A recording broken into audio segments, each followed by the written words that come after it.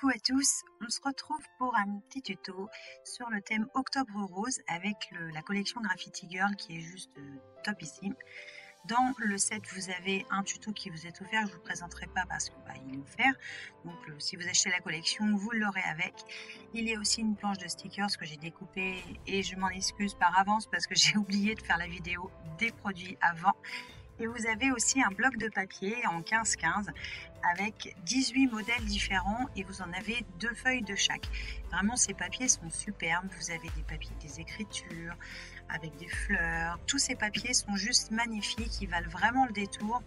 Et même si c'est en 15-15, je les trouve superbes. Ne serait-ce que ce gris là, il est juste magnifique. Ensuite, vous avez plusieurs dies qui sont coordonnés. Vous avez le dies fleurinette, le die fleur, le die finesse et enfin le die fleur délicate que j'ai beaucoup utilisé dans cette composition. Il y a aussi 2 pochoirs, le pochoir branche et le pochoir rose qui sont superbes et 4 sets de tampons, le set automnal, espoir, feuillage et mamie qui peut être de circonstance. Il y a aussi 5 badges, là je vous en montre 4 parce que le 5e je l'ai utilisé dans la création qui va suivre. Et il y a aussi des découpes en bois qui sont assorties et coordonnées aux dies qui sont avec cette collection. Pour faire ce petit projet, j'avais envie d'un cadre. Donc j'ai utilisé un châssis que j'ai trouvé chez Action qui mesure 20-20 ou 25-25 je crois, qui est assez épais. Et je vais utiliser une distress oxyde. Alors j'en ai que 2, donc celle-ci qui s'appelle Spoon Sugar. Et je voulais apporter de la douceur à mon fond tout en restant dans les tons roses. Je voulais pas quelque chose de trop violent et vous allez le voir par la suite, je vais être obligée de mettre un petit peu plus de peps parce que je trouve que sinon je m'endors, voilà, j'aime pas. Donc je vais faire ça 3 fois de suite, c'est-à-dire que je vais ancrer un papier plastique, je vais le mouiller et je vais l'appliquer directement avec ma main à l'intérieur sur mon châssis. Je vais faire ça 3 fois de façon à avoir un petit peu plus d'opacité de la couleur parce que cette couleur est très jolie mais dans le coup elle est clair, voilà, très clair. Je vais sécher avec mon heat gun et je vais utiliser le pochoir branche parce que je le trouve superbe ce pochoir. Donc toujours avec la même encre et c'est là en fait que vous allez voir que je vais changer d'avis par la suite parce que je voulais changer d'avis. Alors un truc que j'aurais pu faire aussi, parce que Gaëlle quand elle est lancée, elle est concentrée, elle est trop concentrée des fois, c'est que j'aurais pu retourner mon pochoir tout simplement pour avoir un effet miroir. Parce que oui, le pochoir s'utilise dans les 2 sens, pas que d'un côté. Bon moi je l'ai fait que d'un côté. Quand je me suis rendu compte que ça manquait de couleur, de contraste, j'ai utilisé l'encre rose rococo qui est une encre Stampin' Up. Et je vais repasser en fait là où j'ai déjà passé avec mon pochoir branche. Ce sera plus joli, ça apportera un petit peu plus de peps. Je voulais également apporter un peu de brillance, donc je vais passer mon coussin d'embossage.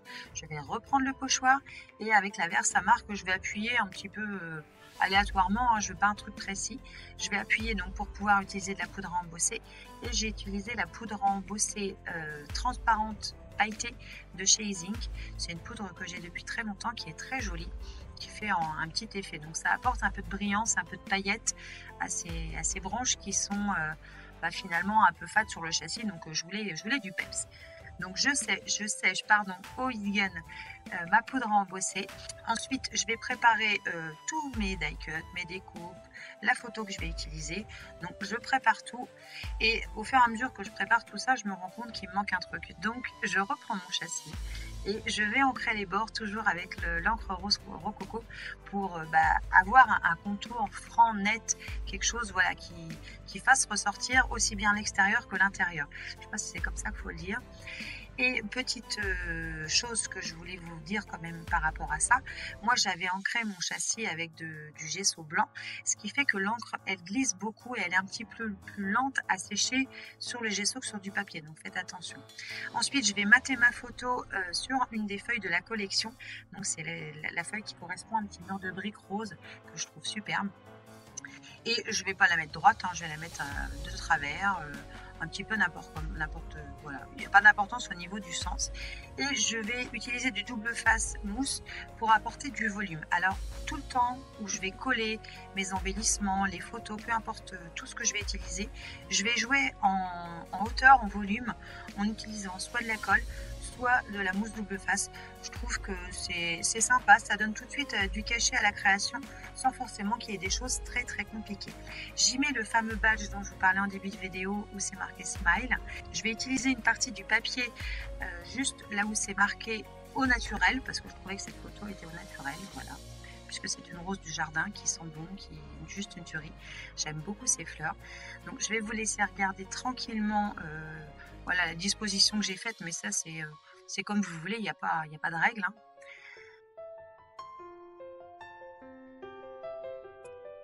Et pour terminer, je trouvais qu'il manquait encore un peu de brillance, encore un peu de paillettes. Je vais utiliser la colle Tombow, qui est une colle très bien parce qu'elle reste collante.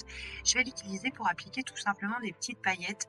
Donc ce sont les glitters brillants, glitters gelés, je crois, de chez Stampin' Up, là, qui allaient pour cet hiver.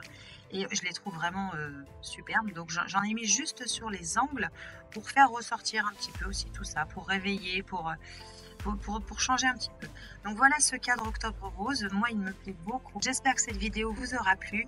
Je vous fais plein de bisous, portez-vous bien et je vous dis à très vite pour une nouvelle vidéo. Ciao!